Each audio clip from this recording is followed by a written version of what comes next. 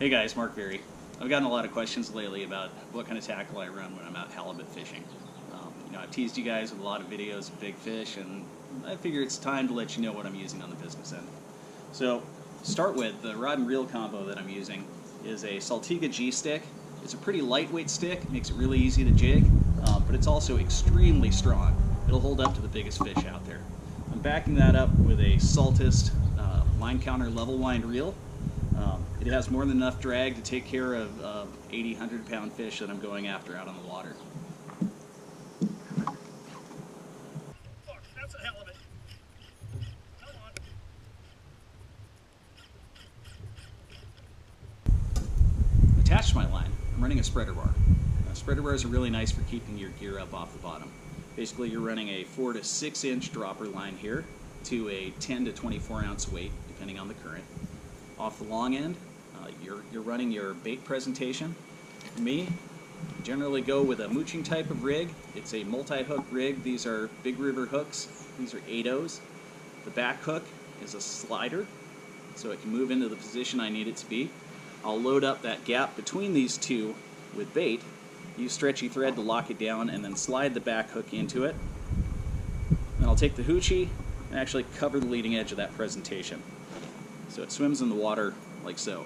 Now you'll notice in this, I've actually got a swivel in the center of my leader. Reason for that is I've got a 120-pound test on the business end of it, and then I've got a 40-pound breakaway piece ahead of that. I'm running 6 inches of 40-pound breakaway. The reason I have this here is it's possible that you're going to snag up on the bottom, and if you do, you'll definitely want to break off before you get to your spreader bar. That way you have your spreader bar and your weight intact. All you lose is the end piece. All of my rigs have this built in. So alternately, I may run a single hook rig, like so. It's set up exactly the same way as the double hook rig. Again, it's got that breakaway piece at the front. It just allows me a slightly smaller presentation.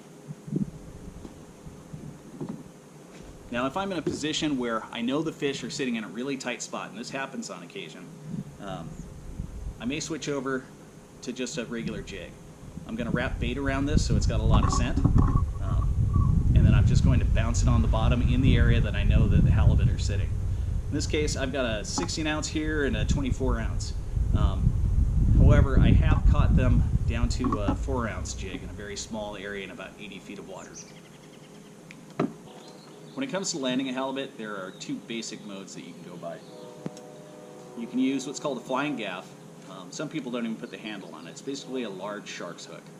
These are great for subduing your fish. I actually carry one along for the end game when I finally get the halibut alongside me, but I prefer a harpoon. This harpoon is a homemade affair. It's got a 3/8 inch stainless steel dowel driven into an old fishing rod butt, and I've wrapped that with a good tacky tape so it won't leave my hand until I want it to. The head is a standard Danielson's tip, except I've ground facets into this, and each one of those facets presents a cutting edge. This allows me to penetrate the meat a lot easier, a lot deeper. The tip, when it penetrates the halibut, is actually going to turn sideways. So rather than a barb, the entire shaft becomes the barb. It holds on. You'll notice I've got it attached to a line. That line I have tucked into a piece of elastic on the handle.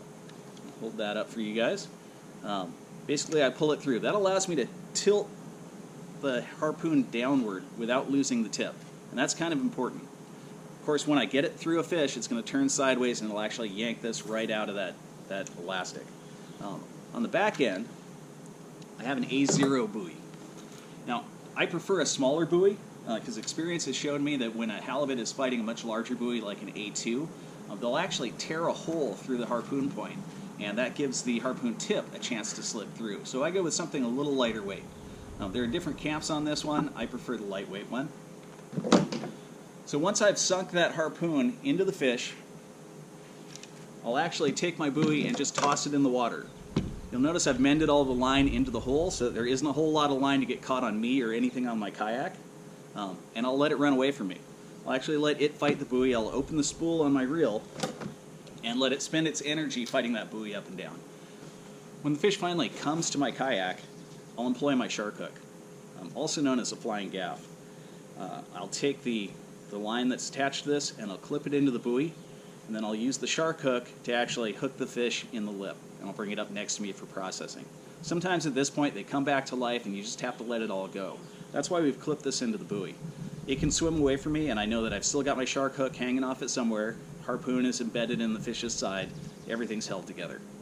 So once your fish is subdued, bring out your game clip, slip it through the gill plate, out through the mouth, lock it down, and then take the snap off your buoy line and clip to this as well. At this point, that buoy is now attached to the game clip, it's attached to the flying gaff, and it's also attached to the harpoon. If the fish decides to wake up and make a run for it, all your gear is dangling off of it. You'll get it all back.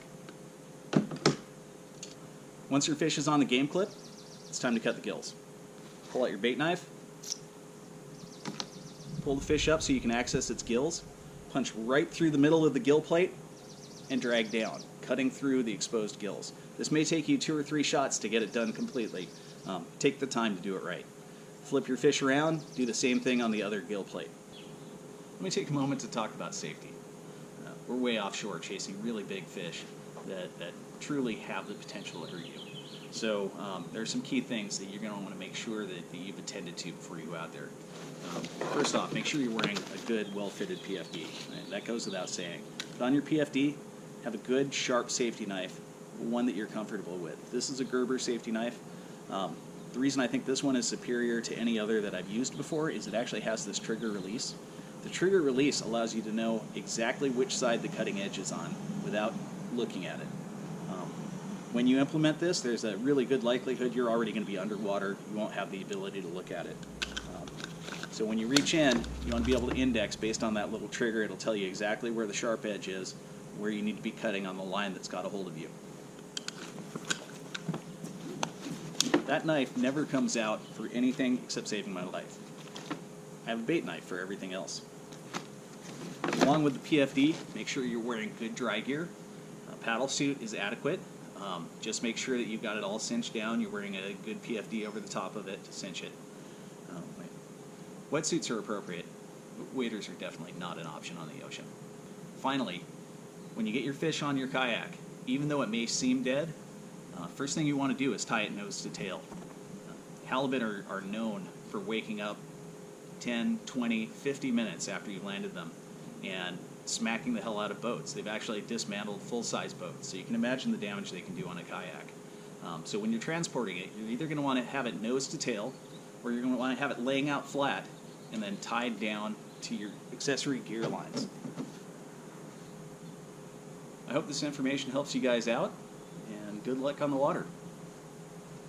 Okay, there's a couple trays. Now let's get the shit put away and get going.